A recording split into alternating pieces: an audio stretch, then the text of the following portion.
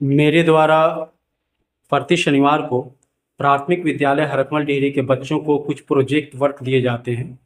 और हर दूसरे सप्ताह में जो है उस दिए गए जो प्रोजेक्ट वर्क हैं उसके ऊपर बच्चे अपने क्रिएटिविटी दिखाते हैं और उस तरह की वस्तुएं जो विषय वस्तु जिस चीज़ पे परियोजना वर्क दिया गया है उन सारी चीज़ों को वो तैयार करके यहाँ पे लाते हैं। तो मैं चाहता हूँ कि इस बार जो बच्चे यहाँ पे बना करके लाए हुए हैं वो आपके समक्ष प्रस्तुत करूँ, क्योंकि इन्होंने बहुत मेहनत किया है। अगर ये आपको बहुत ज़्यादा पसंद आता है तो मैं चाहूँगा कि इसी प्रकार की क्रिएटिविटी जो है आप भी अपने विद्यालय में करें। और इससे क्या होगा कि बच्चों के अंदर जो है उत्साह भी बढ़ता है और बच्चे जो है ज़्यादा से ज़्यादा सीखते हैं किसी भी एक्टिविटीज़ के ज़रिए से। और ये जितने भी प्रोजेक्ट हैं ये इसमें एक प्रोजेक्ट पे कई पार्टिसिपेंट्स हैं, एक दूसरे की कोऑपरेशन के थ्रू मतलब के बनाया गया है। तो आइए सबसे पहले देखते हैं कि पिछले सप्ताह इनको किस तरह के प्रोजेक्ट दिए गए थे।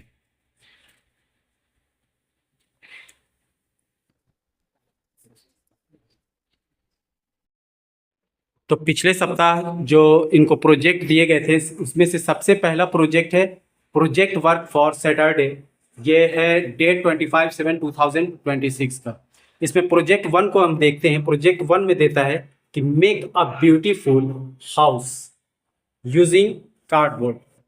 तो ये एक खूबसूरत, बहुत ही खूबसूरत अपने हिसाब से अपने बच्चे जो हैं जितना भी खूबसूरत एक मकान बनाना था और बनाने के लिए इनको कार्डबोर्ड वगैरह का इस्तेमाल करना था। अब इसमें पार्टिसिपेंट्स की अगर बात करें तो पार्टिसिपेंट्स सहभागी थे सोनाक्षी, अन्नू, स्वीटी और अनिष्का, और उसके बाद है गायत्री।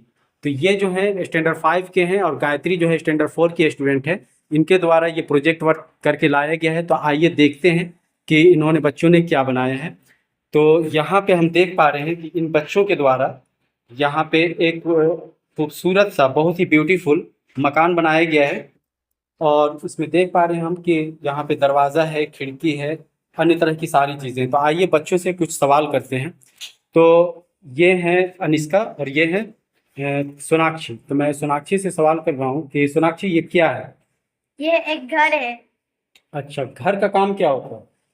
घर का काम हमारे सुरक्षा के लिए और आदि हमारे रहने, सोने, पीने, खाने के लिए आदि कार्य आराम से करने के लिए।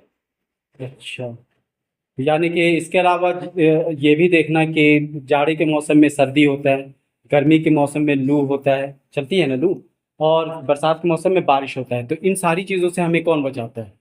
घर। अगर घर ना हो तो हम बारिश में भीगते रहेंगे, लू के दिनों में जलते रहेंगे, तपते रहेंगे और जाड़े के दिन में सिकुड़ते रहेंगे। तो इससे भी हमारी सुरक्षा बहुत करता है। इसके अलावा आवारे कुत्ते हैं, दूसरे जानवर हैं, इनसे भी हमारी सुरक्षा करते हैं, है ना।